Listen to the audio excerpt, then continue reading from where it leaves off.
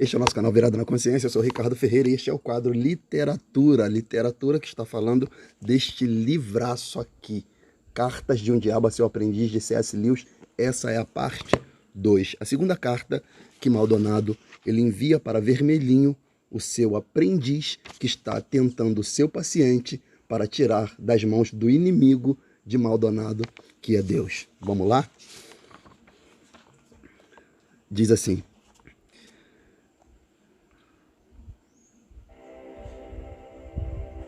meu querido Vermelhinho, fiquei bastante contrariado com a notícia de que seu paciente se tornou cristão. Não alimente vãs esperanças de poder escapar das penalidades habituais. De fato, tenho certeza de que, em seus melhores momentos, nem você mesmo deseja isso. Nesse meio tempo, precisamos tirar a maior vantagem possível dessa situação. Não há motivo para desespero. Centenas desses novos convertidos adultos foram recuperados depois de uma breve estada no campo do inimigo. E agora estão conosco. Todos os hábitos do paciente, tanto mentais quanto físicos, continuam militando a nosso favor. Um dos nossos grandes aliados no presente é a própria igreja. Não me entenda mal. Não estou falando da igreja que vemos expandir-se ao longo dos tempos e do espaço, arraigada na eternidade, terrível como um exército levantando suas bandeiras. Note que aqui Maldonado, essa é a minha primeira abordagem, que aqui ele observa que os hábitos do paciente, físico e mentais, faz com que o comportamento do paciente milite a favor de Maldonado e seu aprendiz. Note que o diabo, de alguma maneira, ele não pode manifestar ou entrar, penetrar em nossa mente, mas ele sabe o que está na nossa mente mediante o nosso comportamento. A Bíblia diz que a boca fala do que o coração está cheio. A Bíblia fala para a gente guardar o nosso coração, porque dele procedem todas as saídas da vida. E Jesus, ele disse, em Mateus 7:24 em diante: todo aquele, pois, que escuta essas minhas palavras e as pratica, assemelhá-lo-ei a homem prudente que edificou a sua casa sobre a rocha. Desceu a chuva, correram os rios, sopraram os ventos, combateram aquela casa e não caiu, porque estava edificada sobre a rocha. E aquele que ouve estas minhas palavras e não as cumpre, compará-lo-ei ao homem insensato que edificou a sua casa sobre a areia. Desceu a chuva, correram os rios, assopraram os ventos e combateram aquela casa e caiu, e grande foi a sua queda. Então note que o nosso discurso tem que ser coerente com o nosso comportamento. O diabo ele não está nem aí para a nossa filosofia ou para a nossa mentalidade, se ela não estiver arraigada à praticidade, à vivência. Tiago ele disse em Tiago 1:22, sede cumpridores da palavra e não somente ouvinte, enganando-vos com falsos discursos. Então Maldonado falou para o seu aprendiz: os hábitos dele, práticos e mentais, ainda militam a nosso favor. Avalie o seu comportamento. Vê se ele está de acordo com as Escrituras. Vamos continuar. E posso confessar, é um espetáculo que tira nossos tentadores mais audaciosos do sério. Mas, infelizmente, isso é quase invisível para os humanos. Tudo o que seu paciente vê é um simulacro de um prédio gótico construído pela metade.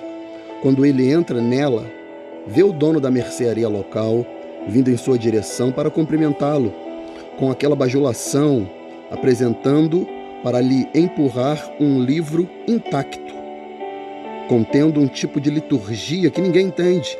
Um livrinho surrado, que contém textos alterados de várias canções religiosas, a maioria de mau gosto, em letras miúdas.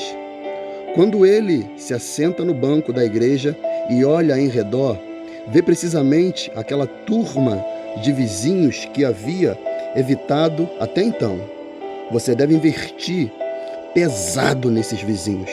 Faça com que sua mente pendule entre a expressão como corpo de Cristo e as faces reais do banco vizinho. É claro que pouco interessa que tipo de pessoa esteja de fato sentado no banco ao lado. Talvez você até saiba que um deles é um grande guerreiro do exército inimigo.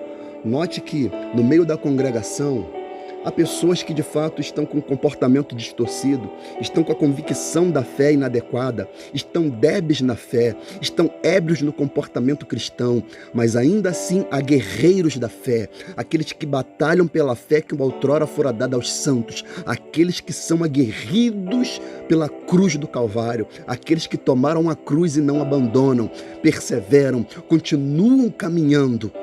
Então ele diz para que o vermelhinho cause uma dubiedade de mentalidade na mente do paciente. Não importa. Graças ao nosso Senhor das profundezas, o seu paciente é um baita tolo. Olha como é que o diabo ele costuma falar dos seres humanos. Se algum desses vizinhos desafinar na hora de cantar, ou fazer um barulho com a sola dos sapatos, ou tiver queixo duplo, ou vestir roupas bizarras, o paciente vai acreditar facilmente que a sua religião só pode ser, por isso mesmo, e de alguma forma ridícula. No seu estágio atual, ele tem uma ideia de cristãos em sua mente que supõe ser espiritual, mas que na verdade é, em grande escala, pictórica. A sua mente está cheia de togas e sandálias e armaduras e pernas de fora. É o mero fato de que as outras pessoas na igreja vistam roupas modernas, representada em um utensílio real, ainda que inconsciente para ele. Nunca deixe que isso venha à tona. Nunca deixe que ele pergunte como afinal esperava que elas se vestisse. Mantenha tudo nebuloso na mente dele e agora você terá com que se divertir por toda a eternidade. Proporcionar-lhe a clareza peculiar trazida pelos infernos.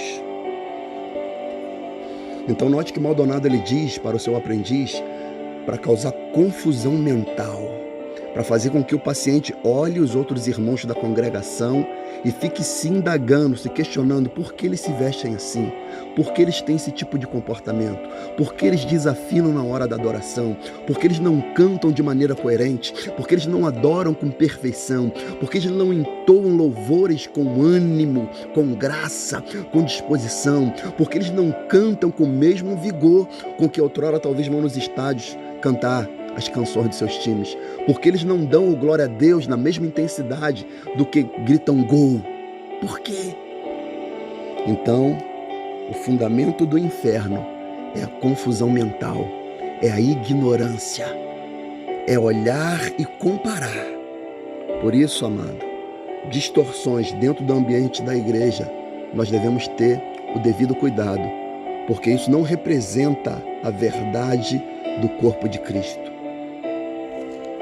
Efésios 4:21 em diante diz assim: se é que de fato o ouviste e nele foste discipulado, conforme a verdade que está em Jesus, quanto à antiga maneira de viver, foste instruído a vos despirdes do velho homem que se corrompe por desejos enganosos, a serdes renovado no vosso modo de raciocinar, e vos revestistes do novo homem, criado para ser semelhante a Deus em justiça e santidade provenientes da verdade. Portanto, cada um de vós deve abandonar a mentira e falar a verdade a seu próximo, pois todos somos membros de um mesmo corpo. Estremecei de ira, mas não pequeis. Acalmai a vossa raiva antes que o sol se ponha. Não deis lugar ao diabo. Ao diabo. O texto subsequente vai falar: aquele que roubava, não roube mais. Antes trabalhe e faça com as mãos o que for bom, para repartir com os demais. Então, amado, não fique na congregação para ficar reparando, para ficar bisbilhotando, para se tornar juiz de causa alheia. Se você se sente incomodado de alguma maneira com o comportamento de algum irmão, chame-o, apresente a verdade da palavra, orienta, dê a luz, encaminha ele na verdade da palavra, mas não fique com a sua mente confusa. Vamos continuar. Então trabalhe duro na decepção ou no anticlímax que certamente sobrevirá ao paciente nas suas primeiras semanas de igreja. O inimigo permite que tal decepção ocorra no limite, no linear de todo empreendimento humano. Ela acontece quando o garotinho que ficou encantado na escola maternal com as histórias da Odisseia para estudar o grego com seriedade. Ela ocorre quando os amantes se casam e dão início à tarefa real de aprender a viver juntos em todas as circunstâncias, em todas as instâncias da vida, Ela marca a transição da expiração sonhadora para fazer laborioso. O inimigo assume esse risco porque ele tem a fantasia curiosa de tornar todos esses repugnantes vermezinhos humanos naquilo que ele chama de seus amantes e servos livres e filho. É a palavra que ele usa com seu amor enveretado de degradar todo o mundo espiritual por ligações harmoniosas com os animaizinhos bípedes, justamente por desejar a liberdade. Ele se recusa a conduzi-los pelas suas meras afeições e hábitos, quaisquer dos objetivos que colocou diante dele. Ele os deixa fazer as coisas por si mesmo, e é aí que nossa oportunidade aparece. Note que o desejo de Deus é que o ser humano se posicione como filho, como servo, como livre, ainda que servo livre de um Deus que o libertou. Por isso que Judas nos ensina algo tremendo na sua epístola. Judas, o meio-irmão do Senhor. E olha a postura dele. Ele poderia se gabar-se de falar, não, eu sou o meio-irmão do Senhor Jesus Cristo. Eu sou irmão de Tiago, também irmão do Senhor, que tem ali a epístola. Eu sou meio-irmão de Jesus Cristo, irmão de Tiago, que é um dos pais da igreja de Jerusalém. Mas ele diz assim na sua epístola, Judas 1, versículo 1, diz assim, Judas, servo de Jesus Cristo, irmão de Tiago. O maior cargo que o ser humano pode alcançar diante de Deus é ser o servo do Senhor. Não queira ser maior, não queira as primeiras cadeiras. Aquele que deseja ser o primeiro deve ser o último. Aquele que deseja ser servido deve se servir, deve servir.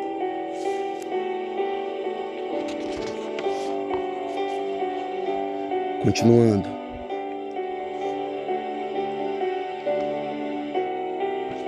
Mas lembre-se de que aí também mora o perigo. Uma vez que eles tenham passado com sucesso por esse deserto inicial, tornam-se muito menos dependentes da emoção e assim muito mais difíceis de tentar. Note que quando o cristão ele sai daquele período de emoção, que as pessoas chamam de primeiro amor, ele começa a transitar, como eu costumo dizer, pela razão da fé, porque crê também a pensar. Quando ele começa a entender um pouco da mente de Deus mediante a palavra de Deus, é muito mais difícil do diabo nos tentar, nos seduzir. Não significa que ele não virá, não significa que ele nos tentará. Ele virá, mas nós vamos estar mais fundamentados, vamos estar mais racionais, vamos estar mais pautados na rocha, ó glória, que é Cristo. Estive escrevendo até aqui, partindo do pressuposto de que as pessoas do banco ao lado na igreja não forneçam nenhuma fundamentação racional para a decepção. É claro que, se elas fornecerem essa base, se o paciente ficar sabendo que a mulher com o chapéu bizarro é viciada em jogar Bigent, ou seja, um jogo de cartas, ou que o homem com os sapatos ranhentos é um avarento e chantagista, então sua tarefa se tornará bem mais fácil. Note que ainda dentro da igreja há pessoas que têm vícios em jogos, vícios em cigarros, em maconha, em cocaína, vícios em pornografia. E o diabo vai criar alguma maneira para que aquele que está ingênuo na fé, caminhando no início da fé, perceba, saiba dessas demandas e venha ali se entristecer, porque ele vai olhar assim e vai falar: mas como? Fulano está aqui, fulano canta, fulano adora, fulano fala língua estranha, fulano dá glória a Deus, aleluia. E fulano tem vício, fulano usa droga, fulano ele joga na Mega Sena, fulano ele joga no jogo do bicho, fulano ele joga na loteria. Eu quero te dizer que crente não tem sorte, crente tem promessa. Crente não tem sorte, crente tem promessas. O diabo vai querer escandalizar. A Bíblia diz assim para mim e para você, Colossenses 3:12 em diante: assim como o povo escolhido de Deus, santo e amado, revestivos de um coração pleno de compaixão, bondade, humildade, mansidão e paciência, zelai uns pelos outros e perdoai-vos mutuamente, caso algum tenha algum protesto contra o outro. Assim como o Senhor vos perdoou, assim também procedei. Acima de tudo, no entanto, revestivos do amor, que é o vínculo da perfeição. Seja a paz de Cristo o juiz em vossos corações, tendo em vista que fostes convocados para viver em paz, como membros uns dos outros, e sede agradecidos. Há um texto terrível da palavra de Deus, de Provérbios, capítulo 6, versículo 16 em diante, que diz: estas 6 coisas aborrece o Senhor, a 7ª sua alma abomina: olhos altivos, língua mentirosa, mãos que derramam sangue inocente, coração que maquina pensamentos viciosos, pés que se apressam para correr para o mal, a testemunha falsa que profere mentiras e o que semeia contenda entre irmãos. Que foi a coisa que Maldonado disse. Faça com que ele saiba que a mulher tenha o vício do jogo de cartas, a contenda, as fofocas, as picuinhas. O diabo ele vai trabalhar nisso, na fofoca, no escândalo de irmãos, no escândalo de pastores, de obreiros, de diáconos, para fazer com que aquele venha se constranger na fé. Se você tem queixa com algum irmão, vá até a ele e perdoe, porque a Bíblia diz: perdoe porque o Senhor perdoou você, porque o Senhor perdoou o irmão. Nós somos servos, amados, servos. Continuando, tudo o que você terá que fazer é manter fora da cabeça dele a questão: se eu sendo que sou, posso me considerar em certo sentido um cristão? Porque os diferentes vícios daquelas pessoas sentadas no banco ao lado provocariam que sua religião não passa de hipocrisia, de convenção. Você poderá se perguntar se é possível evitar a ocorrência de um pensamento tão óbvio, até mesmo que uma mente humana. É possível sim, vermelhinho, é possível. Trate seu paciente da forma adequada, e isso simplesmente não passará pela mente dele. Ele ainda não conviveu bastante com o inimigo para ter qualquer humildade real. O que ele diz sobre a sua própria pecaminosidade, mesmo de joelhos, é tudo conversa fiada. No fundo, ele ainda acredita que por um certo convertido tem um crédito bastante favorável no balanço da contabilidade do inimigo e pensa que está mostrando grande humildade e condescendência em sequer ir à igreja com esses vizinhos vulgares e presunçosos. Mantenha-o nesse estado de espírito ao máximo de tempo possível. Sentimento de superioridade, sentimento de que olha para o outro e fala: não, o outro faz isso, eu não faço nem perto disso, então sou melhor que ele. A Bíblia diz que todos pecaram e destituídos estão da graça de Deus.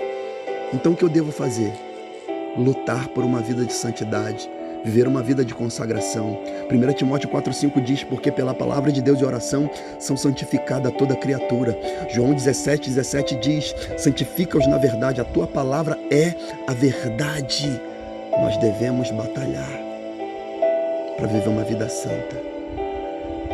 E eu termino aqui lendo esse texto aqui.